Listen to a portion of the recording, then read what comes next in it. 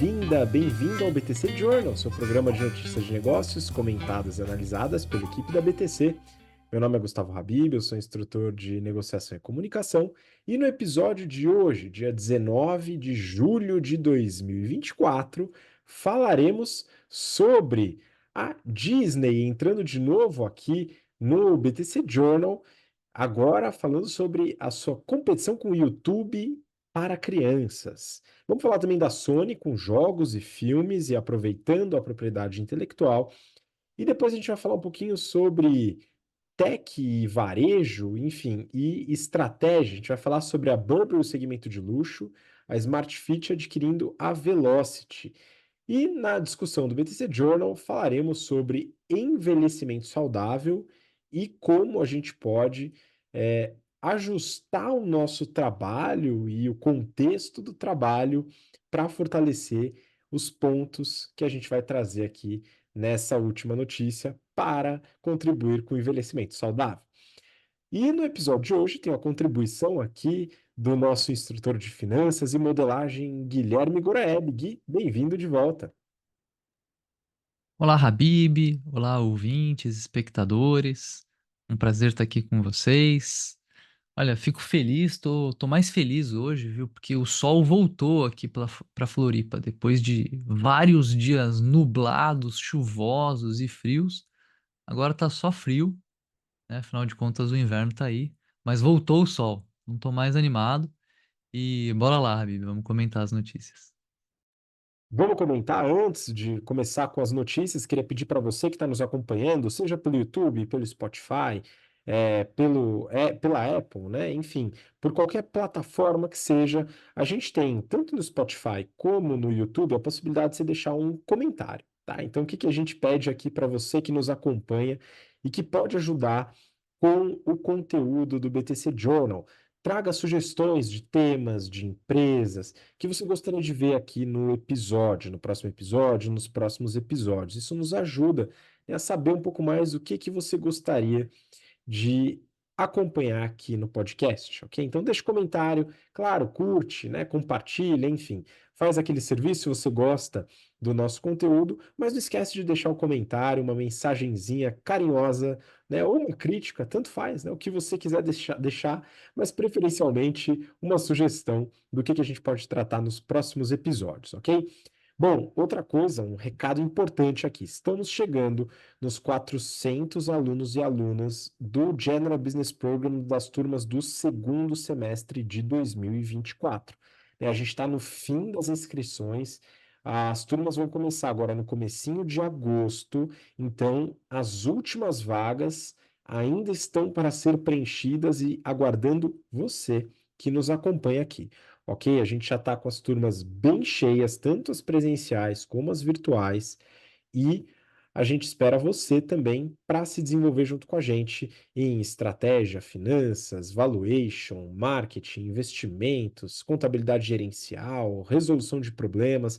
São vários temas que a gente vai trabalhar juntos em um semestre, tá? 4 meses e meio mais ou menos, 108 horas de aula ao vivo, mais uma porrada de conteúdo, modelos, casos, um monte de coisa para você se desenvolver e acelerar sua carreira, tá? É um curso desenhado para quem está entrando no mercado de trabalho, formando, recém-formado, até 4 anos de formado, mais ou menos, e que quer desenvolver uma carreira acelerada, seja em mercado financeiro, consultorias estratégicas, programas de trainee estruturados de grandes empresas, como analistas, consultores, até estágio, tá? Então você está convidado, convidada para participar do GBP. O link está aqui na inscrição para você acompanhar todas as datas, né? As turmas que estão abertas, os valores.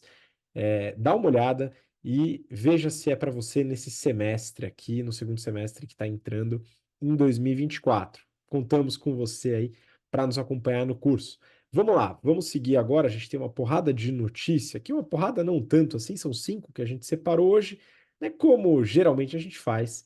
E eu vou começar aqui falando sobre entretenimento. Eu peguei uma notícia do Neofeed e o título é: Disney vive crise existencial com as crianças migrando para o YouTube. Eu quero comentar essa notícia, né? Porque, bom, a Disney tem presença cativa aqui no BTC Journal por dois motivos. O primeiro, que ela é uma gigante do setor de entretenimento. O segundo, porque eu gosto muito dos conteúdos da Disney, como eu que faço a pauta, eu coloco ela aqui. E aí, por isso, eu aproveito para pedir para você me ajudar a fazer a pauta, tá? Coloca lá nos comentários o que que você acha que a gente poderia tratar aqui, aí você me dá uma ajudinha aqui nesse meu trabalho, viu? Bom, vamos lá. A notícia ela fala especificamente sobre tendências de consumo de crianças relacionados à tela. Não é segredo para ninguém que o crescimento do streaming ele chacoalhou a TV aberta e a TV a cabo, pelo entretenimento a qualquer hora e também o conteúdo aí quase infinito, né, de possibilidades aí dentro dos streamings. Mas o que surpreende especificamente a Disney, que entrou no streaming com várias plataformas, a ESPN Plus, Star Plus, Hulu, outras também menores e que agora está consolidando tudo no Disney Plus, é o público infantil. Olha só, o Disney Channel, que era uma das 10 principais redes de TV em 2014, com 2 milhões de espectadores médios diários em horário nobre, ela caiu para a 80ª posição, com 132 mil espectadores em 2023. É uma queda muito, muito acentuada. E aí, o que que a gente tem com esse dado, né? Não é apenas que a TV está sendo trocada pelo streaming, mas a TV infantil está passando por esse processo de forma mais intensa. As crianças hoje passam horas assistindo a vídeos curtos no YouTube, que é o novo rei das crianças, dentre outros conteúdos, né? Mas os vídeos curtos eles se destacam bastante. A Nielsen, uma grande empresa de pesquisa, ela estimou que crianças de 2 a 11 anos assistiram 3 vezes mais conteúdos no YouTube do que no Disney Plus. E uma evidência disso é um dado que a própria Disney confirmou. 60% do público do Disney Plus em 2022 era de adultos sem filhos. Ou seja, sabendo que o YouTube agora domina o público, a Disney, ao invés de negar o problema, tá usando a plataforma como canal de distribuição, colocando curtas e trailers lá, né? Então, sabendo que hoje as crianças não são o público majoritário do Disney Plus, o Disney Channel teve uma queda drástica e o YouTube está dominando, a ideia é usar o YouTube como um canal, tá? O problema é que isso não garante que as crianças passem a acompanhar os canais da Disney ou peçam para os pais assinarem o streaming. Afinal, quem controla o conteúdo dentro do canal é o canal. A gente fala disso, a propósito, no streaming, no varejo, em atacado, em e-commerce, todas as aplicações, lá nas aulas de marketing do General Business Program, que está com as inscrições abertas aqui. A gente fala isso no tema de praça, que é um dos 4 P's do marketing, que se aplica também ao streaming, tá? E não é todo mundo que faz essa análise, mas no GBP você vai ver. Então, se você quiser entender de fato como é feito isso, aproveita já e se inscreve. Vamos voltar. Um dos problemas para a Disney foi a visibilidade que o YouTube deu a conteúdos de boa qualidade de produtores menores. Um exemplo que a reportagem traz é o Cocomelon, da Moonbug Entertainment, que ficou em quinto lugar de entretenimento infantil no YouTube. Eu vi esse conteúdo com meu filho durante algum tempo. Ele gostou, tem um pouco mais de um ano enfim, já conseguiu aproveitar um pouquinho, né? Pelo menos das cores, das musiquinhas, tem muita música e tal. Mas ele enjoou rápido. Mas a gente descobriu pelo YouTube, né? E olha que eu não gosto de telas para o meu filho, né? Inclusive, ele nunca viu a tela de um celular, né? Da TV é raro, mas acontece. Nesse sentido, a Disney tem que buscar alternativas para poder se manter relevante. É o que ela tem tentado. Uma das frentes são os games. O caso mais evidente é o investimento na Epic Games, a produtora da Fortnite, que é um game bastante popular entre crianças e também entre o público adulto.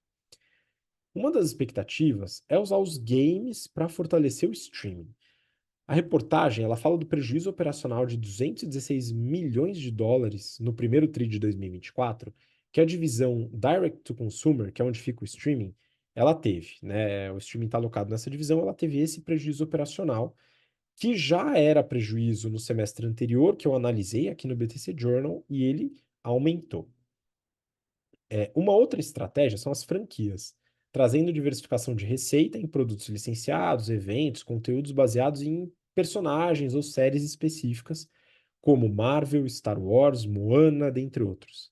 Mas o fracasso de alguns lançamentos recentes da Marvel pode ter assustado a Disney nessa estratégia. Aí ela trouxe as sequências, que é uma outra estratégia deles de aproveitar o mesmo conteúdo e elaborar ele um pouco mais. E teve muito sucesso na última sequência que ela lançou, que foi o Divertidamente 2, que é um filme que, a propósito, eu estou muito afim de ver. Para piorar, a reportagem ainda traz à tona a redução da taxa de natalidade nos Estados Unidos. As famílias estão tendo menos filhos, o que força a Disney a focar também no mercado de adultos. Só que o mercado de adultos é um oceano já bem vermelho, né? A concorrência é muito grande. E a gente aí tem players como Netflix, Max e várias outras redes de conteúdo. Enfim, a nova tendência de consumo de conteúdos infantis, com vídeos curtos, realmente prejudicou a Disney nesse público. E eu não creio que ela vai abrir o Disney Plus de graça, com vídeos curtos, para tentar imitar o modelo de negócio do YouTube.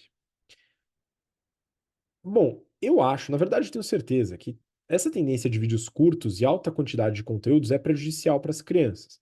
Mas nem eu e nem a Disney conseguimos sozinhos mudar a tendências globais de consumo.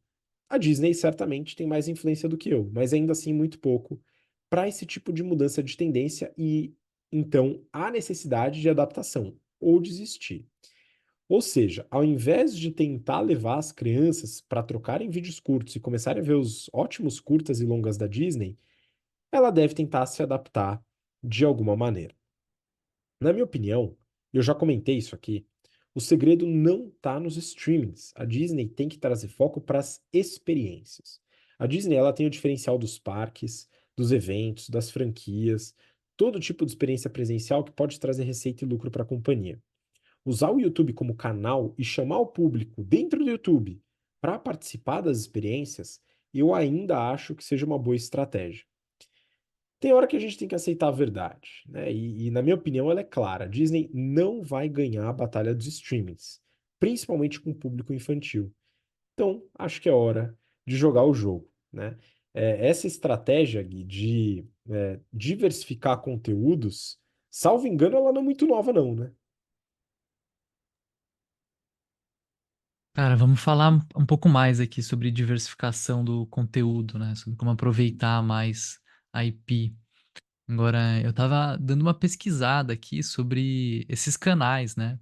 Os top canais do YouTube, tem muitos que são infantis, né? Os vídeos que mais têm receita no YouTube, os vídeos que mais têm visualização, os canais, tem muita coisa voltada ao público infantil. E aquilo que eu tava comentando antes contigo, né? Às vezes o conteúdo muito caseiro, ele, cara, já é suficiente, já atende ali a necessidade, né? Eu tenho uma sobrinha de 6 anos, ela gosta de ver YouTube e ela vê alguém jogando. Ela vai lá e vê o jogo do Sonic rolando, o jogo do Mario. Ela não tem ainda aquela super destreza pra jogar, talvez com a habilidade que ela gostaria, mas ela vai lá e assiste alguém jogando bem, né? E acho que isso que é interessante, né? Você tem um cara jogando por 2 horas Sonic, tá gravando aquilo, já virou um conteúdo de 2 horas no YouTube.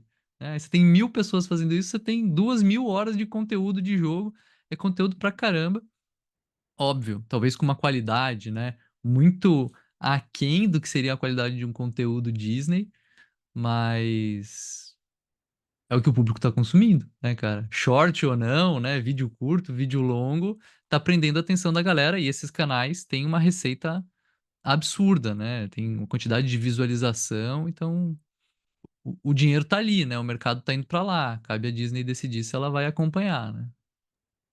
Exato, é aquilo que eu comentei. Às vezes não dá para você mudar uma tendência de consumo desse tamanho, né? Talvez tenha que ter uma adaptação. Agora, você me lembrou um negócio muito legal, que foi um rascunho no guardanapo que o Walt Disney fez nos anos 50, que já dava letra para a estratégia da Disney, mas eu quero complementar essa discussão com a próxima notícia, né, que você vai trazer aqui, que é do valor econômico.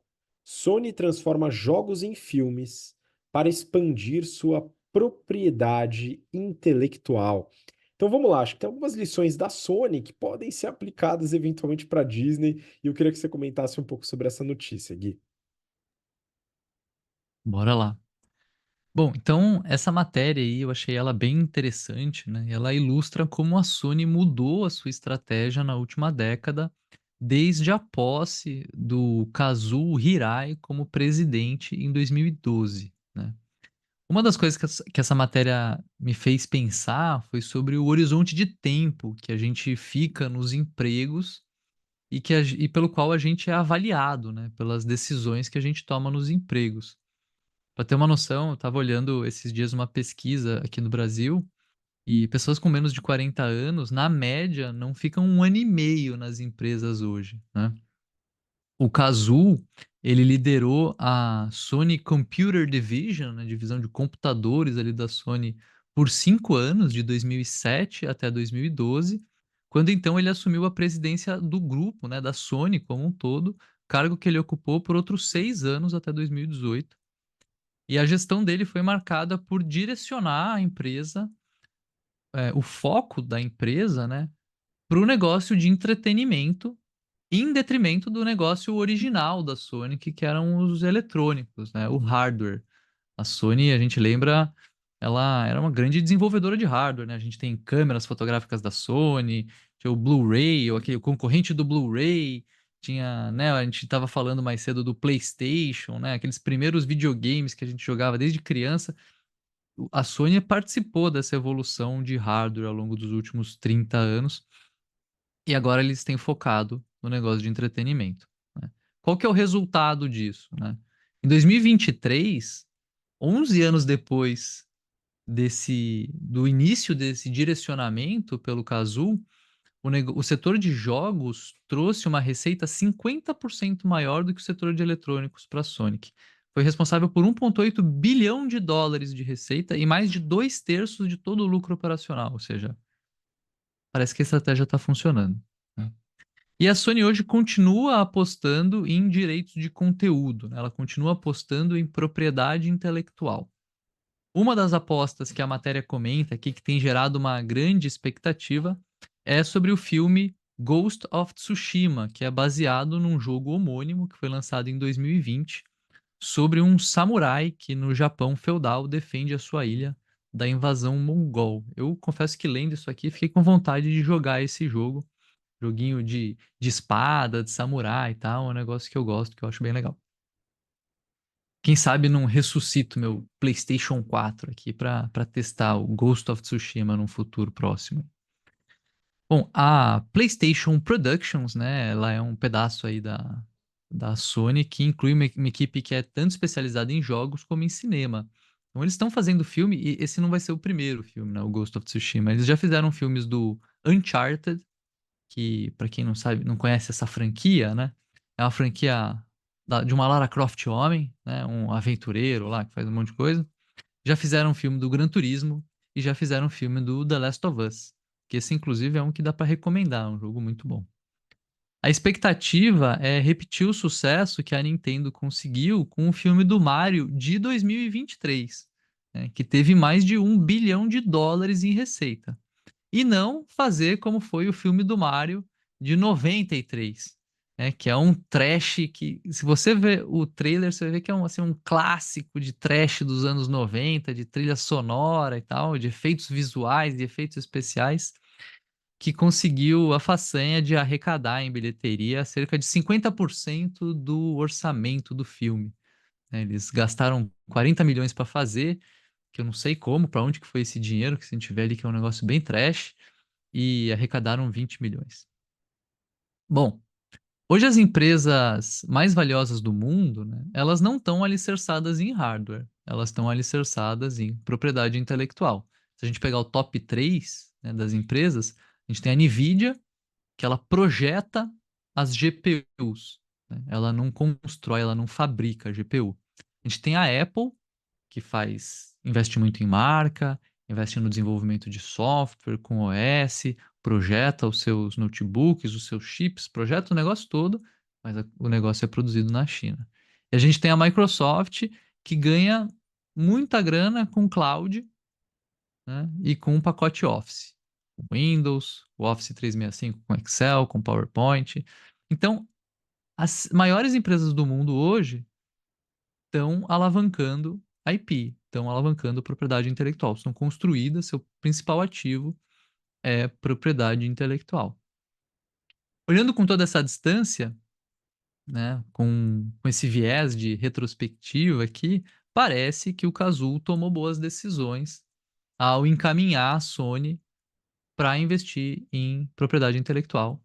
Vale lembrar que a gestão dele terminou há 6 anos já, né, ele deixou de ser presidente da Sony em 2018, né.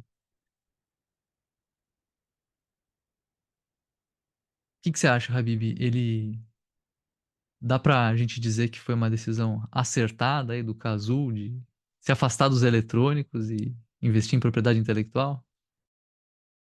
Olhando para frente, né, 10 anos na frente é fácil a gente falar, né? Então, engenheiro de obra pronta, falava-se na faculdade aqui.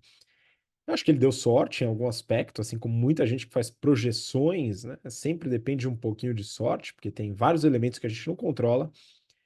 Mas teve uma boa estratégia, sim, com certeza, tá? Então, conseguiu observar bem tendências, conseguiu entender movimentos produtivos, a ideia de que boa parte da lucratividade não estava na produção em si, mas estava na propriedade intelectual, isso era uma tendência.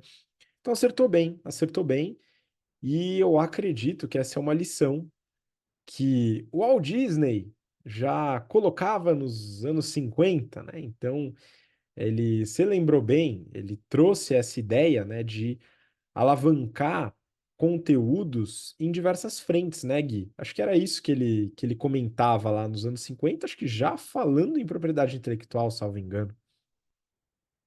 Exatamente, né, a gente estava comentando mais cedo, tem é uma espécie de guardanapo ali, né, um desenho, não acho que foi num guardanapo, mas é um desenho feito à mão ali, que vira e mexe circula sobre a estratégia da Disney, em tese algo criado pelo próprio Walt Disney lá na década de 50, onde ele tem, assim, de fato a visualização, né, ele cria um modelo ali que gira em torno da propriedade intelectual e que consegue maximizar o retorno dessa propriedade intelectual ao aproveitá-la em diferentes frentes, né. Então a Disney vai lá, cria o personagem, cria a história, eles têm a propriedade intelectual. Como é que eles rentabilizam isso?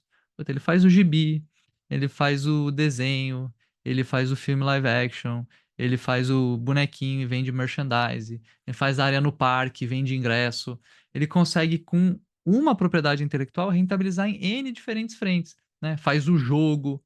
Então, o que a gente está vendo é um pouco pessoas que começaram em periferias diferentes, né? Migrando para aproveitar outros lados dessa moeda, para aproveitar outras maneiras de rentabilizar a propriedade intelectual. Acho essa uma estratégia muito acertada, né? Gosto dessa estratégia. Inclusive, apesar de estar tomando fumo, sou investidor da Disney e espero que eles consigam continuar essa rentabilização de propriedade intelectual que eles fazem tão bem e que isso eventualmente reflita no preço das ações dele, né. Fico no aguardo. Pois é, nada como pegar uma boa prática que a Disney já teve no passado, que a Sony está tendo agora, e utilizar na Disney de novo, na verdade. Eu lembro, a gente comentou aqui quando a gente estava alinhando, né, o nosso primeiro videogame, né? Eu tive um Super Nintendo, foi o meu primeiro videogame que eu ganhei dos meus pais e me diverti bastante com alguns joguinhos, poucos jogos na época, né? Hoje a galera tem jogo pra caramba, né? Mas na época não era tão simples assim e tinham as grandes locadoras, né? Na locadora eu passava boa parte do meu tempo ali. E você teve um Mega Drive, era da mesma época.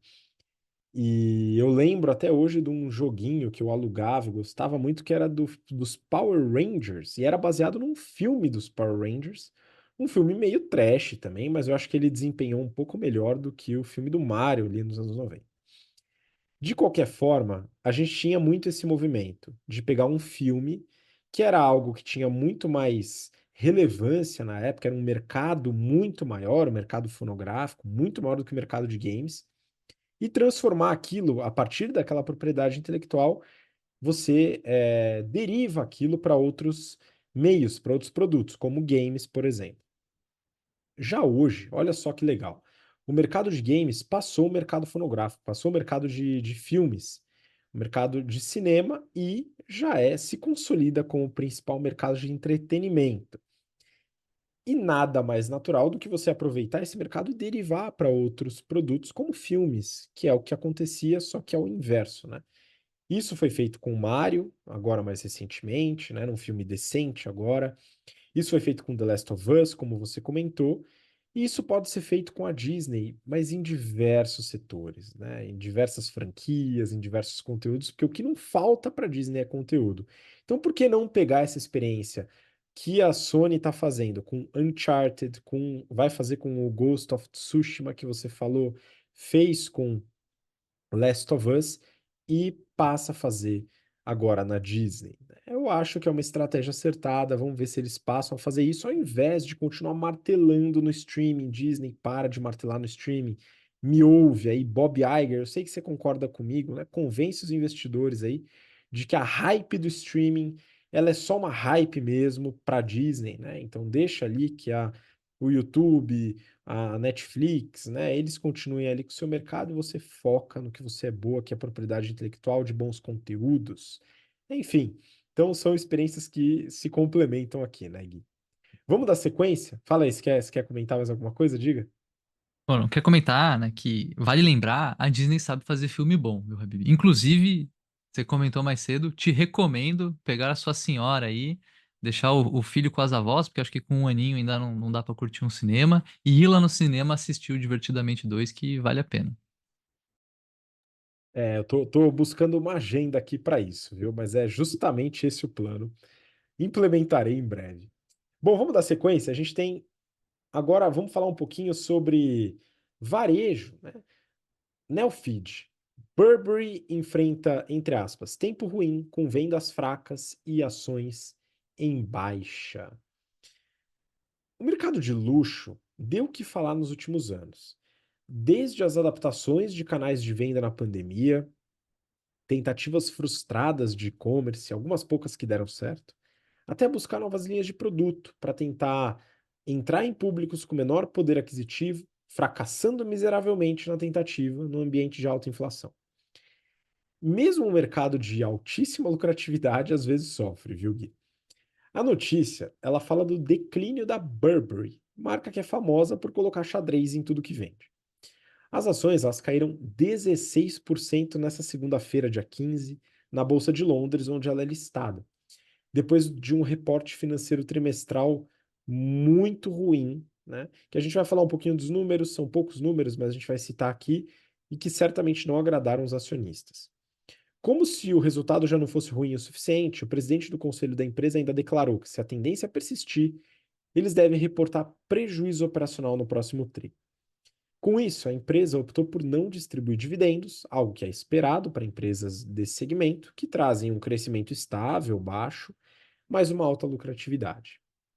Bom, o que eles estão fazendo para tentar mudar essa realidade? A principal estratégia aqui, segundo eles, é fortalecer ainda mais a exclusividade da marca. Apesar de estar no segmento de luxo, a Burberry ela cresceu bastante com produtos de preços um pouco mais baixos, né, ou menos caros, atraindo um público mais diverso, mas ainda com alto poder aquisitivo. Ao tentar trazer mais seletividade no público-alvo, focando a oferta em produtos mais exclusivos e caros, eles certamente esperam que haja maior fidelidade do público que está mais disposto a gastar mais, fortalecendo produtos com ticket médio mais alto e aumentando a recorrência. Essa é uma experiência que a LVMH passou com a Louis Vuitton, uma das suas marcas. Ao buscar um público mais diverso, né, com produtos um pouco menos caros, ela teve um péssimo retorno nos resultados, e quando ela voltou com produtos exclusivos, ela retomou o crescimento, por garantir exclusividade aos principais clientes da companhia. A gente conta esse caso também nas aulas de marketing do GBP, falando sobre a motivação da mudança de estratégia, quais foram os resultados, por que os resultados aconteceram e como foi o retorno. Então, se você quiser saber mais, né, o GBP vai contar essa historinha para você, abordando os temas de branding, né, marca, construção de marca, portfólio de produto e estratégias de canais. Vamos acompanhar os resultados de receita aqui, mas só para finalizar, as ações das outras empresas de moda, também, de moda luxo, né, também caíram na rabeta da queda da Burberry, que foi a primeira a divulgar resultados. Então, Salvatore Ferragamo, Prada, Kering, Christian Dior, marcas das quais eu só ouço falar, elas também tiveram as ações em queda no mesmo dia. O que aconteceu com a receita da Burberry? Olha só, Gui, o tamanho do tombo. Ela teve uma queda na receita do varejo de 22%, né, nesse segundo TRI de 24 em relação ao segundo TRI de 23. Ela caiu de 589 milhões de libras para 458. É monstruoso. A mesma queda atingiu os same store sales, que são as vendas nas mesmas lojas, como efeito comparável. Tá, caiu 21%, ou seja, o mercado caiu muito. Engraçado que ele caiu depois dos efeitos da pandemia, né? A pandemia já passou, né? A gente já entrou numa normalidade, mas durante a pandemia o mercado de luxo meio que voou, né? Ficou pelo menos estável, né? Não teve uma queda como outros mercados, mas agora a Burberry está sofrendo. Talvez não seja a única a sofrer, mas a gente vai acompanhar através dos próximos resultados. Agora é o seguinte, eu queria lembrar você, Gui, que a Burberry, né, ela coloca xadrez em tudo. Eu particularmente gosto de xadrez, mas eu tenho certeza que não vai com tudo e nem em todos os momentos, né? Diferente da Insider Store, né? Insider, ela traz roupas que são minimalistas e que vão com tudo. E esta roupa que eu estou vestindo, para você que está tendo desprazer de me ver aqui na imagem, né? É um heavy pullover. É um pullover, uma blusa, beleza? Tá a blusa lá, mas você vai achar no site como heavy pullover. É uma blusa bem legal, essa cor verde aqui, veste muito bem, extremamente confortável e que ajuda bastante nesse tempo mais frio. Imagino que o Gui esteja sofrendo um pouco mais do que eu lá no sul do Brasil, mas eu em São Paulo já comecei a sentir um friozinho. Eu, particularmente, gosto muito de frio, mas é óbvio que eu tenho que usar uma blusa para poder ficar mais confortável, né?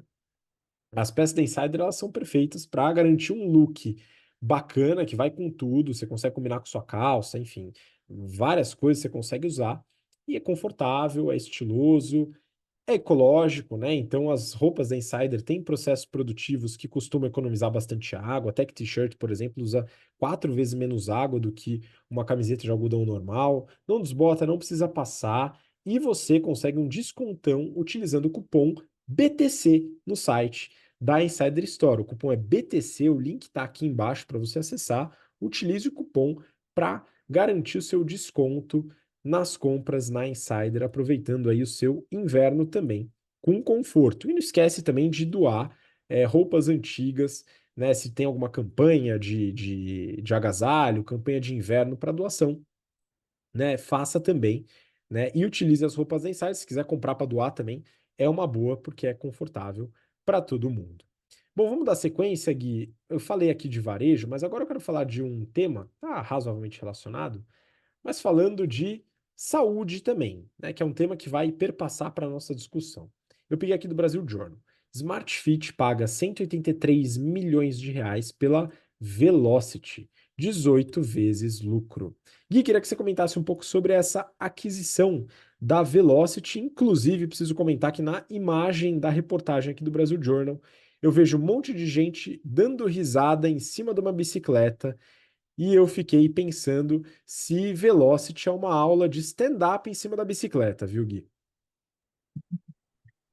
O que tá estranho é que o pessoal tá com a camiseta seca, né, cara? Porque até onde eu sei, aula de spinning, você pode até ficar feliz no final, né, com as endorfinas do exercício, mas camiseta seca vai ser difícil, que é o capeta aquela aula, né? Você sua demais. Mas enfim, vamos lá. A Smart Fit pagou 183 milhões de reais por 23 unidades da Velocity, né? Pela Velocity como um todo, é que ela só tem 23 unidades. E ela é uma empresa focada em spinning. O valor representa um múltiplo de 5 vezes a receita ou 18 vezes o lucro. Esses múltiplos são maiores que os da própria Smart Fit, que hoje negocia a 3 vezes receita dos últimos 12 meses e cerca de 13 vezes o lucro. Essa aquisição, ela vem para compor um portfólio de estúdios boutique que a Smart Fit tem consolidado. Hoje ela já possui outras marcas, como a Race Bootcamp, que é focada em esteiras, a Vidya, focada em Hot Yoga, a One Pilates, obviamente focada em Pilates, a Toes Gym, que é focada em musculação em grupo, e a Jab House de boxe. Segundo o COO, né, o diretor de operações da Smart Fit, Diogo Corona, o segmento fitness tem efeitos de rede que são relacionados à marca e à comunidade. E isso torna o mercado um jogo de winner takes all, né? E com isso, né, segundo ele, o segmento de spinning já tinha um vencedor claro no Brasil, que era a Velocity, por isso a importância deles comprarem a marca. Segundo a matéria, a ideia é também reforçar a oferta da Total Pass, que é a empresa concorrente da Wellhub, né, o ex-Gym Pass, que a gente inclusive comentou na semana passada sobre algumas práticas comerciais agressivas e talvez em desacordo com o termo assinado com o CAD, né, que vinham impactando negativamente o faturamento de algumas redes de academia que utilizavam, além da Wellhub, a Total Pass, ou mesmo exigindo a exclusividade, exigindo que essas redes de academias deixassem de atuar com a Total Pass e atuando apenas com a Wellhub. Então eu imagino que o pessoal da Smart Fit já saiba, né, que eles potencialmente estão comprando uma briga aqui. Por um lado, o movimento deles vai na direção de criar barreiras estratégicas, né, garantindo que boas academias estarão presentes no Total Pass, uma vez que eles vão ser donos, né, eles são donos da academia, são donos do Total Pass, então eles podem garantir, né, esse suprimento de boas academias, porque eles são donos da academia. Eles estão fazendo uma verticalização do modelo, né? Pensando na Total Pass, uma verticalização para trás ali, né? Pegando o fornecedor também, pegando a academia. E diz que nessa vida, né, Habib, tudo se copia, nada se cria, né? Pois bem, a Velocity, ela foi criada pelo Shane Young e pelo Declan Sherman, inspirados na rede de spinning que é líder nos Estados Unidos, a SoulCycle. Eles começaram em 2014, montaram um business plan, foram captar dinheiro, mas segundo eles o modelo só decolou mesmo, só começou a crescer de maneira bem acelerada em 2018, depois que eles partiram para o modelo de franquias. A Smart Fit também tem uma musa inspiradora aí. Ela está se inspirando na tese de uma empresa aberta, que tem o seu capital aberto nos Estados Unidos, que é a Exponential Fitness. Essa empresa também possui uma série de estúdios premium e também possui um agregador, né, um aplicativo que permite você usar as academias, que é o XPass. A Exponential hoje tem o capital aberto lá nos Estados Unidos e já vale quase US$ 1 bilhão, né? Os planos pós a aquisição aqui da Velocity pela Smart Fit são para que os fundadores continuem no negócio como executivos da Smart Fit e que eles comandem a expansão da marca pelo Brasil. Essa expansão deve se dar em especial em cidades que não possuem ainda a presença da Velocity. Eles comentam que tem algumas cidades que já possuem Velocity, mas que ainda tem espaço para crescer, como São Paulo, mas ela deve acontecer principalmente em cidades que não possuem os estúdios, e depois, futuramente, eles pretendem continuar com essa expansão, avançando para outros países, avançando internacionalmente. Eu confesso, Habib, olhando essa aquisição, que eu achei um pouco estranho eles pagarem um múltiplo maior do que o deles na aquisição da Velocity, né? No meu entendimento, isso tende a destruir valor, né? Se eu estou sendo negociado a 5 vezes, 3 vezes receita, e eu compro alguém pagando 5 vezes receita, será que isso vai ser suficiente para puxar o meu múltiplo para cima? Ou simplesmente agora eu paguei 5, mas vou estar sendo vendido a 3, né? Talvez eles estejam num momento ruim e mesmo assim acharam que valia a pena pagar um pouco mais caro na Velocity, né? Mas eu entendo que isso tende a destruir valor, né? Talvez a justificativa para esse M&A ela se paute muito em tentar copiar a tese dessa empresa inspiradora aí nos Estados Unidos, que já tem o seu valuation na casa próximo aí do bilhão de dólares, que é a Exponential. Talvez indo por esse lado, isso possa fazer mais sentido. Beleza, eles querem copiar a empresa americana, querem valer um bi. Para quem que eles vão vender esse negócio? O negócio já está vendido, né? Ele já está na bolsa, ele já a Smart Fit ela é majoritariamente possuída por fundos de investimento, né?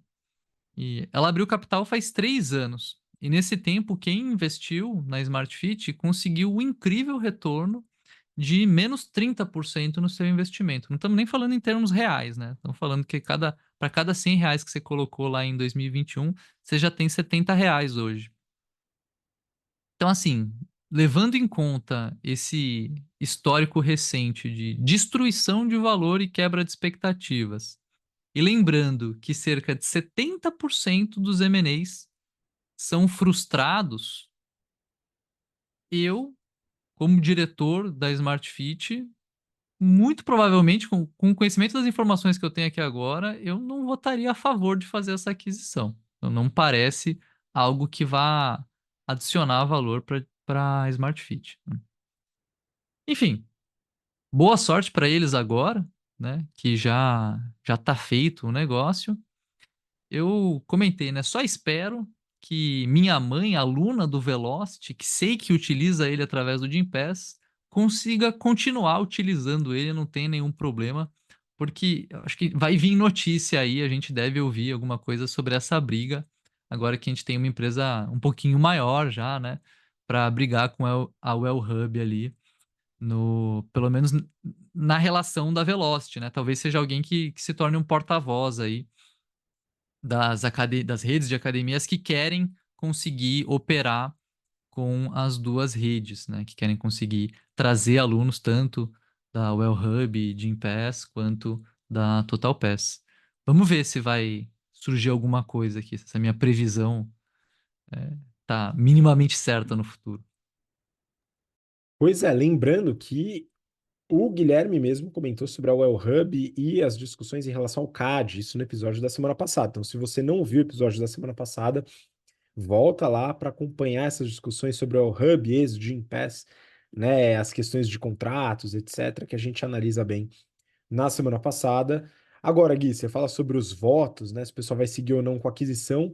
Vale lembrar, né, aquela ideia de economia comportamental que já é vista empiricamente, né, e mostrada que você pode simplesmente elaborar os critérios para fortalecer a decisão que você já tomou antes de pensar, né? Muito bom. Né? Então, quem sabe isso acontece ali nos votos, né? Ah, não, vamos fazer o negócio dar certo de qualquer maneira, né? Vamos ver se é isso que acontece. Mas acho que é um ponto relevante que você trouxe em relação ao investimento, né? O investidor hoje ele está deveras decepcionado com Smart Fit, né? No seu investimento. Vamos ver o que acontece, talvez uma compra um pouquinho esticada, mas a gente vai acompanhar o desfecho desse negócio em breve, né? E vamos trazer para você aqui. Agora, seguindo na conversa sobre saúde, né? Falando aqui que o spinning deve contribuir com a saúde, muito provavelmente, eu trouxe, Gui, para nossa discussão de hoje, uma reportagem aqui do Valor Econômico. O título é Como Envelhecer de Forma Saudável, falando sobre uma pesquisa de Harvard, né? É legal que sempre que tem alguma coisa, né, alguma assertiva, e tem uma pesquisa de Harvard por trás, né? Eu gosto muito da instituição, já estudei lá, mas eu acho curioso, né, pessoal? Harvard não é a única instituição que faz pesquisa, nem sempre faz as melhores pesquisas, mas sempre tem o branding, né? Muito bom. Eu queria, Gui, que você trouxesse aqui o que que fala essa pesquisa e a gente vai falar um pouco, né, tangenciando essa reportagem sobre aspectos saudáveis no trabalho, beleza? Então, vamos lá, Gui, pode começar. Vamos lá, né? Então, a matéria, ela é surpreendente e faz um estudo bombástico que revela que fazer uma caminhada é melhor do que ficar sentado em frente à TV, né? Uma conclusão que, cara, realmente me surpreendeu muito, assim, algo que ninguém imaginaria, né? E como seria de se esperar, né, dado o bom senso, também não é necessário buscar ser o Iron Man para envelhecer com saúde, né? Não precisa correr maratona, nadar diversos quilômetros no mar aberto, pedalar, não, né? É só não ficar tanto tempo sentado na frente da TV e fazer uma caminhadinha que você já vai estar melhor do que a média, né?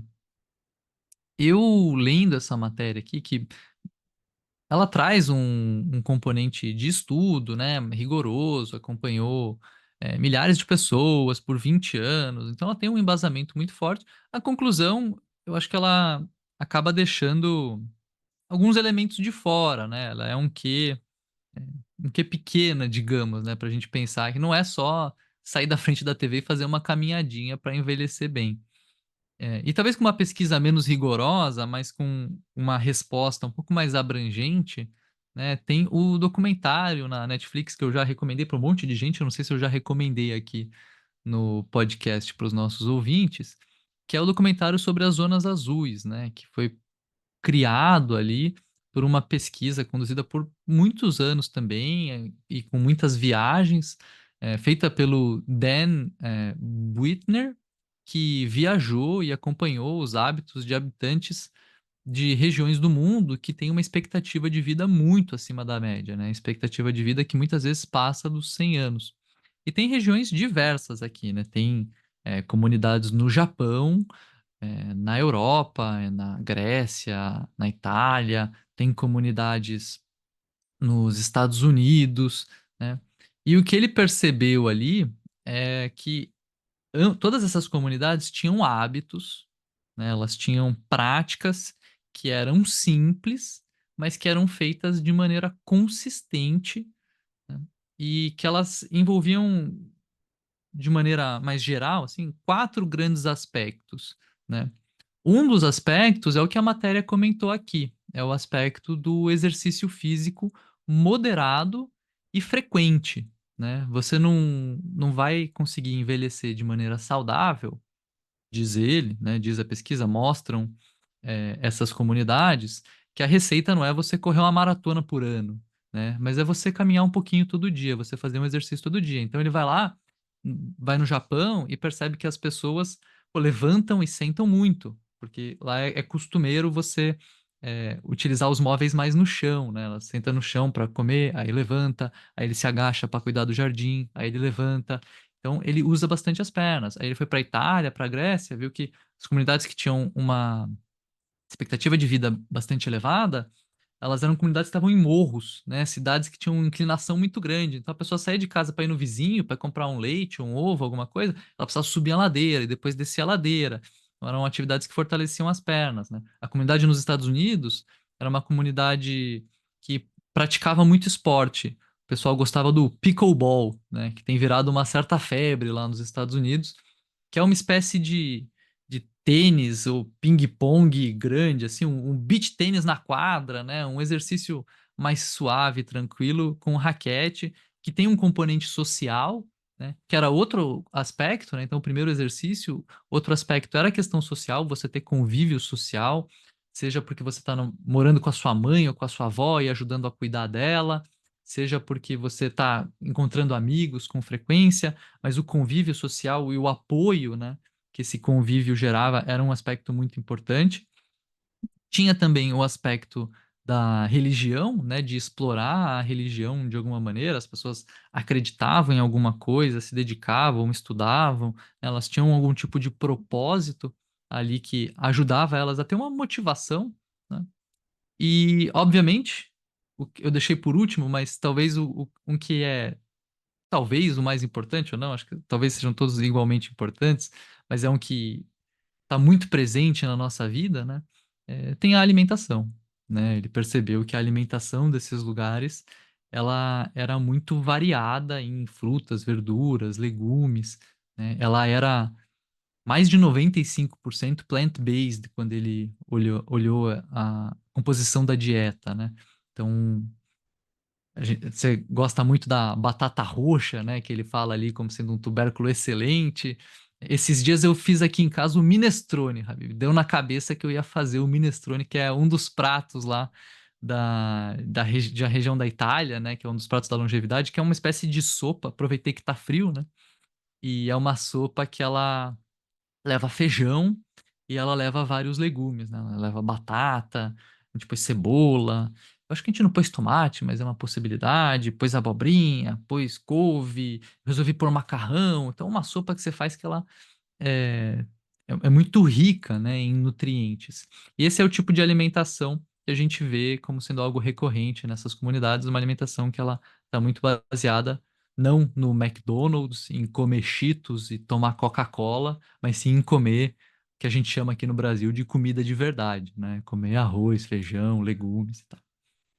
Bom, então, enfim, acho que é legal a gente lembrar desse estudo, lembrar desses 4 pilares, né? Então, não precisa ser só o exercício, é um exercício moderado e frequente, mas é também a alimentação, é também o convívio social, é também uma prática religiosa, um propósito, né? E, cara, eu queria te ouvir um pouquinho sobre o trabalho para poder complementar depois. Muito bom. Pois é. Só uma pequena correção, Gui. Em determinado momento, acho que você comentou sobre expectativa acima de 100 anos. Não que seja expectativa acima de 100 anos, é que as regiões elas têm a maior quantidade de pessoas centenárias, né? Então, a expectativa acaba sendo elevada, né? Até porque muitas pessoas esticam bastante e, e os estudos eles complementam. Eu também acompanhei essa série, acho que foi você que me indicou, acho que é como Ver 100 Anos, sei lá, fala das zonas azuis, e eu passei a incluir a batata doce roxa de forma frequente na minha dieta, inclusive agora planto lá no sítio da família da minha esposa, tá com batata doce roxa à vontade, então já espero aí pelo menos 5 anos a mais na minha expectativa de vida, hein, Gui? Depois eu vou cobrar o Dan Buettner para poder garantir isso aí, porque ele me prometeu que aumentava comer batata doce roxo. O pessoal de Okinawa lá falou que aumenta bastante. Então vamos lá, tô brincando, tá, pessoal? É o seguinte, dentro desses aspectos, acho que boa parte, se você que está nos ouvindo ou vendo aqui, já parou para pensar sobre saúde nesse aspecto de longevidade e tal, certamente se deparou com essas coisas. Acho que talvez um pouco mais surpresa seja o benefício do exercício leve ou moderado em detrimento do exercício de alta intensidade, tá? Então, é melhor fazer exercício leve e moderado do que exercícios de alta intensidade, se a ideia é longevidade, né? Então, não é uma coisa de é melhor mais, não. É melhor um meio termo mesmo, né? Então, o sedentarismo é ruim, e o exercício de alta intensidade pode contribuir negativamente também. Então, acho que isso para mim, pelo menos, foi um pouco mais surpreendente, apesar de não fugir um pouco da ideia que eu tinha sobre o exercício. Aí os outros aspectos, acredito, já são um pouco mais básicos, de certa maneira. Agora, e no trabalho, né? Porque tudo isso envolve a vida como um todo, mas quando a gente pega aspectos do trabalho, será que a gente consegue incluir essas boas práticas no trabalho, práticas de envelhecer bem, também no ambiente de trabalho? E eu acredito que sim, tá? A gente tem que trazer algumas dessas ideias para dentro do nosso dia a dia. Vou falar de mim, eu sou uma pessoa que trabalha bastante usando o computador, seja para desenvolver materiais, desenvolver conteúdos, gravar o podcast, ter contato com as pessoas do trabalho, né, o meu time, etc., que a gente faz muito trabalho home office, então eu acabo utilizando bastante o computador. E uma coisa que me preocupava era ficar muito tempo sentado na frente da tela. Uma das formas de melhorar isso para minha saúde foi adquirir uma pequena mesa, uma mesinha de suporte que eu coloco em cima da minha mesa e eu consigo trabalhar de pé. Hoje, especificamente, eu não estou na minha casa, mas quando eu estou em casa, você já deve ter reparado que eu gravo o podcast de pé, né? É porque eu estou usando aquela mesa e eu fico de pé gravando o podcast. Parte do meu dia eu trabalho de pé. Isso ajuda, né? Segundo esses insights, essas ideias dessas pesquisas, contribui para a saúde. É uma forma de você variar a sua posição e ficar um pouco menos sentado. Para tirar a tela, né, talvez seja um pouco mais complicado. Acho que o Gui tem algumas dicas boas aí para você realizar algumas atividades do seu trabalho sem estar na frente da tela ou necessariamente no mesmo lugar.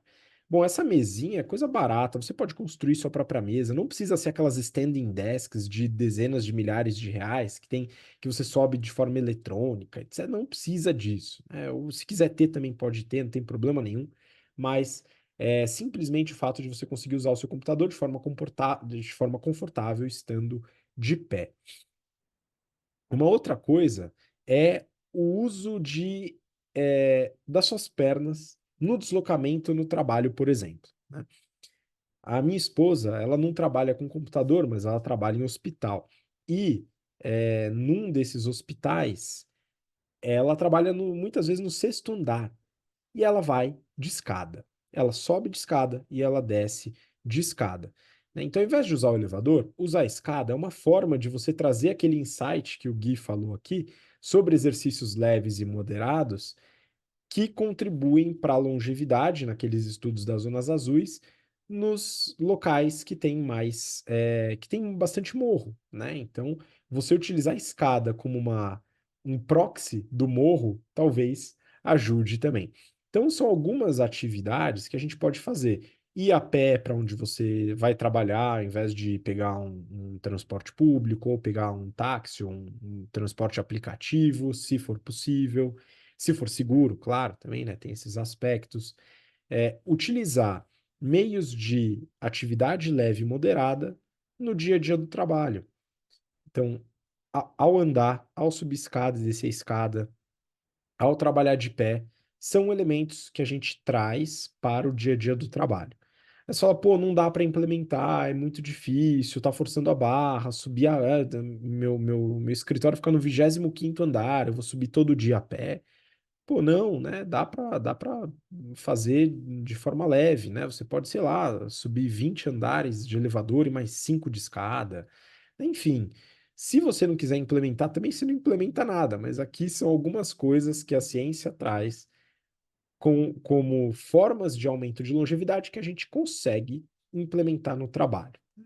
A implementação ou não fica a critério da pessoa que escuta, mas a gente está aqui para tentar trazer alguns insights. Gui, queria que você trouxesse algumas ideias também para implementar essas coisas no trabalho, no dia a dia, talvez alguma coisa que você faça. Boa.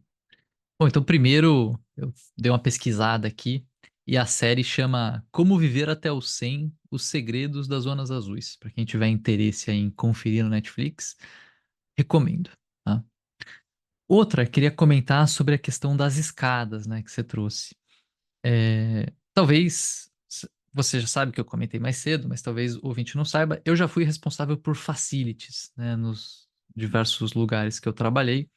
Não tenho, obviamente, nenhuma formação nisso, né? Mas é vida de startup, a gente faz de tudo, né?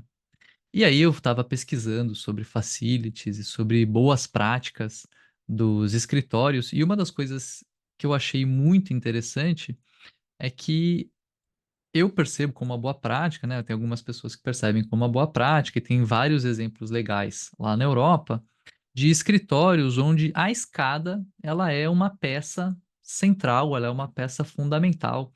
O pessoal fala é uma statement piece, né? Tipo, a escada faz parte do design do escritório. Tem a entrada da escada logo próximo da entrada do escritório, né? Você entra, você já tem a escada, muitas vezes você tem uma área envidraçada, você tem uma vista, você pode tornar aquilo prazeroso, né? Incentivar que a pessoa utilize a escada. Às vezes, a gente está aqui no Brasil, né, trabalhando no escritório. Talvez seja o caso da tua esposa, né, trabalhando num hospital. Muitas vezes a escada é aquele lugar meio sujo, meio escuro, né, que não é, ele não foi feito para você usar aquilo, né? Foi feito para ser uma saída de emergência. Mas pensando em design de escritório, né, é uma boa prática interessante incentivar essa esse exercício, né? Mas talvez não seja algo que esteja próximo aí do nosso dia a dia, né? Enquanto a gente não estiver construindo o escritório da própria empresa e planejando uma linda escada para todo mundo subir, se exercitar e ser saudável, o que que dá para a gente fazer de prática, né, do nosso dia a dia, né? Estava comentando contigo mais cedo, eu estava em reunião esses dias com o meu sócio lá na Elevate, que é a empresa que eu estou atuando hoje. E aí a gente estava discutindo, estava conversando, na reunião presencial, E aí eu levantei e tava andando pela sala. Ele falou, cara, quer andar? Eu quero. A gente desceu e foi andar na rua e ter a conversa. A gente ficou, sei lá, uns 20 minutos, meia hora, fazendo a reunião andando pelo centro aqui de Florianópolis. Talvez o lugar que você tá não seja tão convidativo para andar na rua, mas talvez você possa encontrar opções, né? Eu lembro de estar em São Paulo, ali perto do Vila Lobos, quando eu trabalhava num condomínio de prédios que tinha uma área, um térreo, né? Com uma área comum ali, grande. Eu lembro de fazer chamada. Eu devia parecer uma barata tonta para quem olha de cima, assim, do prédio. Eu colocava a chamada de telefone e ficava andando naquela área comum, dando volta atrás de volta, como se, né, aquele lobby do prédio, né? Era um espaço grande, um espaço aberto e tal, mas como se fosse uma pista de corrida, né? Ficava andando, andando, andando, andando. É, Você pode andar na rua, você pode andar no prédio, você pode andar na esteira, eventualmente, né? Eu já fiz reunião aqui de casa, trabalhando de home office, que eu desci lá na academia e estava andando na esteira e fazendo a reunião. Você pode buscar alternativas para colocar um pouquinho de movimento. Como o Habib falou, tem a questão de levantar e sentar também, né? O pessoal que estuda a posição, né, fala que, cara, não tem uma posição que é matadora ali, ideal, né? Do ponto de vista ergonômico, claro que você quer sentar e tá com a coluna reta, quer estar com o cotovelo a 90 graus, o ombro, né, aqui indo para baixo, não quer estar muito aberto, nem muito para frente. Tem algumas dicas, mas se você ficar o dia inteiro nessa posição, vai cansar, vai dar dor, vai ser um saco, né? Você precisa se movimentar, você precisa estar mexendo de posição, né? A melhor posição, ela é sempre a próxima posição. A gente precisa estar se movimentando. O corpo é feito para se movimentar, né? Você falou aí do trabalhar de pé, eu já aproveitei e subi a mesa aqui para trabalhar de pé também. Não custa dezenas de milhares de reais, mas acho que pode ser um bom investimento dependendo da pessoa. Mas, cara, para você trabalhar de pé, a minha recomendação não é trabalhar de pé o dia inteiro, né? Trabalha meia hora de pé, meia hora sentado. A questão é o movimento, né? Então, acho que a gente procurar oportunidades para colocar movimento. Acho bastante interessante, seja de você, quando você faz uma reunião presencial, muitas vezes você consegue se movimentar um pouquinho mais do que quando você faz uma reunião que você está preso, né, no computador. Se você está no computador, será que dá para ser uma conversa? Às vezes não dá, e tudo bem. Mas se dá para ser uma conversa, talvez você possa colocar o fone e possa ficar de pé e andar um pouco, né? Eu acho que colocar um pouquinho de exercício não é algo que vem automático, né? Algo que precisa ser intencional, mas não me parece algo tão difícil, né? Tão impossível assim. É, Outra coisa que eu estava pensando, né? Acho que já puxando um pouquinho para atividade física e saindo um pouco do trabalho, né? É da gente ter as atividades que são a gente pode fazer por bastante tempo, né? A gente estava comentando mais cedo que você está fazendo Kung Fu, né? Começou a fazer uma arte marcial, eu estou praticando Aikido. E uma das coisas que eu acho muito legais do Aikido é quando eu vejo pessoas muito velhas fazendo Aikido, né? Tanto ver criança, é muito legal, você vê as crianças com 6 anos ali fazendo os movimentos, você vê alguém muito velho. Cara, o Aikido, ele é uma arte que ele tem muita queda, né? E você, para se proteger das quedas, você precisa aprender a cair. Então, você cai para trás, cai para frente, você faz uma espécie de uma cambalhota, muitas vezes. Cara, você vê alguém de 70, 80 anos fazendo uma cambalhota, é algo... Você fica surpreso, né? Fala, pô, que legal, né? E quando a gente é mais velho, a gente tem já uma certa idade, a queda é um problema, né? E aqui até o próprio documentário, a gente fala sobre saúde das pernas, ele fala de subir e descer ladeira, fala de agachar e levantar, porque se você cai, se você tem a perna mais enfraquecida, e dá um problema de equilíbrio, caiu, é um problema grande para se recuperar, né? Machucar ossos e tal. Enfim, acho legal a gente procurar essas oportunidades, fazer um exercício. Cara, não dá para fazer todo o exercício que precisa trabalhando 8, 10, 12 horas no computador. Então, recomendo fazer uma atividade fora do computador também. Mas no trabalho, muitas vezes a gente consegue galgar aí algumas oportunidades de ficar de pé, ficar sentado, de fazer uma reunião andando. Eu acho que são práticas que têm um valor muito legal, né?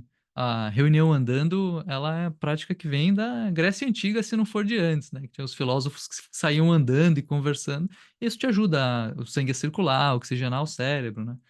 Acho que são práticas que a gente pode copiar aí dos nossos amigos gregos do Platão e companhia. Pois é. E lembrar sempre que o trabalho é uma parte da vida, não é a vida inteira, né? E eu acho que cuidar da saúde também quando a gente está mais velho é uma boa. Eu gostei que você lembrou dos exercícios que podem ser feitos para frente, das pessoas mais velhas que conseguem ter esse benefício do exercício, né? E conseguir ter uma saúde um pouco melhor, né? Não tanto problema de queda. Afinal, é muito recorrente, né? A gente vê pessoas mais velhas sempre quebrando o fêmur ou a bacia, né? Isso é muito comum. E se a gente conseguir diminuir essa chance, porque é um estresse, viu, pessoal, quebrar o fêmur ou a bacia, e cuidar de quem quebrou o fêmur e a bacia, tá? Então, se a gente puder reduzir essas chances, ela ainda vai existir, né? A velhice, ela acontece, né? A não ser que você acredite aí nos nanorobôs que vão deixar a gente imortal aí nos próximos anos. Eu acho meio difícil de acontecer, então é bom a gente se preparar. E esse foi o papo, né? A nossa discussão do papo de hoje, finalizando o BTC Journal. Então, Gui, traz aí sua despedida aí, manda um abraço para a turma. Boa. Então, falamos bastante de saúde aqui, né? Como você colocou, é importante a gente lembrar que permeia a vida, né? Um aspecto fundamental da vida, tão fundamental quanto o trabalho. A gente precisa ter um trabalho também. Não dá para apostar 100% num lado só, né? Não dá para viver fazendo caminhada, nem para viver sentado fazendo exercício. A gente precisa fazer um pouquinho de ambos aí, né? Ou talvez não tão pouquinho, né? Mas a gente precisa fazer uma boa quantidade de trabalho, uma boa quantidade de exercício e se alimentar bem, enfim, para conseguir aproveitar, né? Quem sabe por muito tempo, aí espero que por muito tempo e com saúde aí a gente e os nossos ouvintes. Cara, fica aqui o abraço, né? Espero rever, entre aspas, os nossos ouvintes aí no próximo episódio. Habib, até semana que vem. Abraço, galera. Muito obrigado, Gui. Obrigado você que nos acompanhou até agora, pelo interesse, pela paciência. E temos um encontro marcado no próximo episódio do BTC Journal na semana que vem. Um grande abraço e até lá. Tchau, tchau.